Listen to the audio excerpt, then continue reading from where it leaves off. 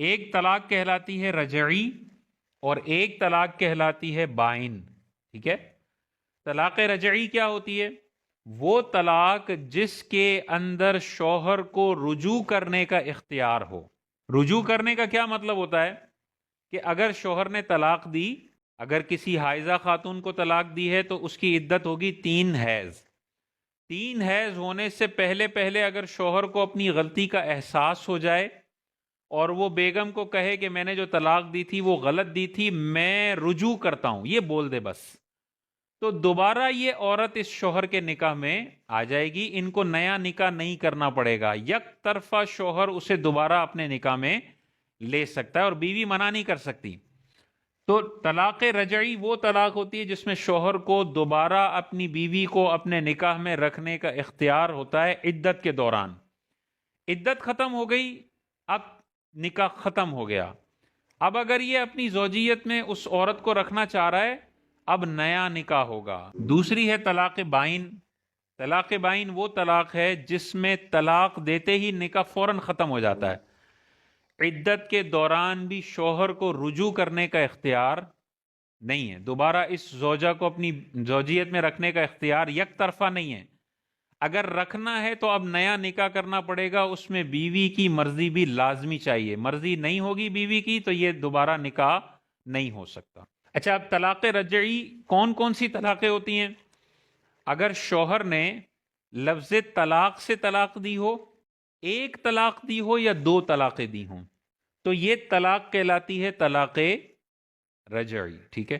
تو یا تو لفظ طلاق سے طلاق دے دے، لفظ چھوڑا سے طلاق دے دے، لفظ فارغ سے طلاق دے دے، اور 1 یا 2 طلاقیں دے دے تو یہ طلاق رجعی کہلاتی ہیں.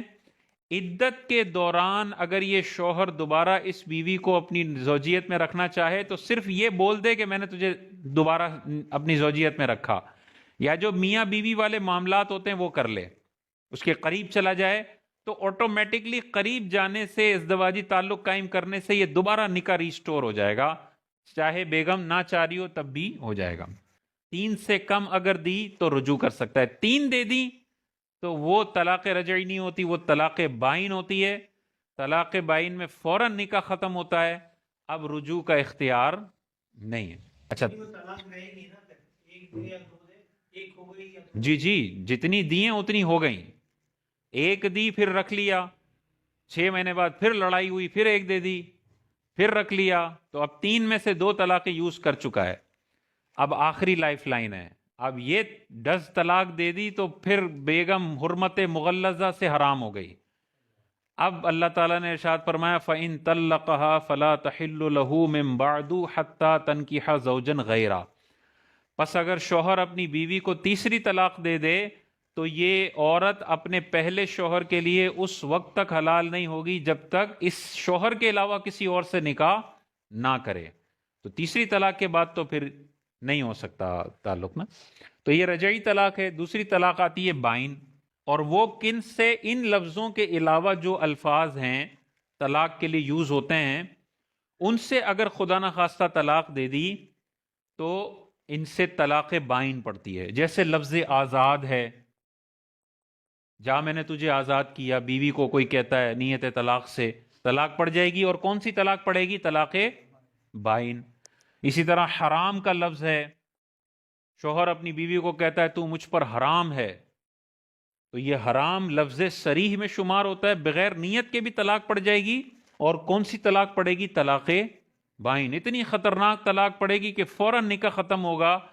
اب اگر رجوع بھی کرنا چاہے تو رجوع نہیں کر سکتا، نیا نکاح کرنا پڑے گا، بیگم کی رضامندی چاہیے، اس کے بغیر نہیں ہوگا. اور بہت سے 100-150 الفاظ ہیں جن سے طلاق ہو سکتی ہے.